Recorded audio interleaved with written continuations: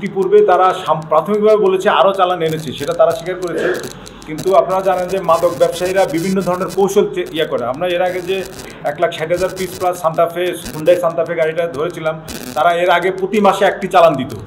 কিন্তু আমরাও নজরদারি করি, কিন্তু ওরা এত কৌশল চেঞ্জ করে। অনেক সময় স্টার্ট করার পূর্বে হয়তো খবর পায়, স্টার্ট বন্ধ করে দিন, আর চালান দেয় না, এটা করে সেটা করে। আবার অনেক সময় শুক্র শনি, যেদিন বন্ধের দিন, অনেক সময় আমাদের একটু বন্ধের দিন কর্মদরত হতো, ওই জন্য কৌশল চেঞ্জ করার ফলে আমরা অনেক সময় ধরতে পারি না। এবার হয়তো আমরা এই কৌশলটা আমরা করতে পেরেছি বলে তারা আমরা ধরে ফেলছি। আর সামনে ওদের কাছে তদন্ত কার কাছে দিত, কিভাবে কৌশল চেঞ্জ করতে, এগুলো আমরা রিমান্ডে যখন আনবো তো আমরা জানতে পারবো। যেহেতু দেখা যাচ্ছে যে আসামি দুইজনের বাড়ি হবিগঞ্জ এবং সুনামগঞ্জে, বাংলাদেশে যত গাঁজা ঢুকে তার 80 থেকে 90% গাঁজা আসে ইন্ডিয়া থেকে।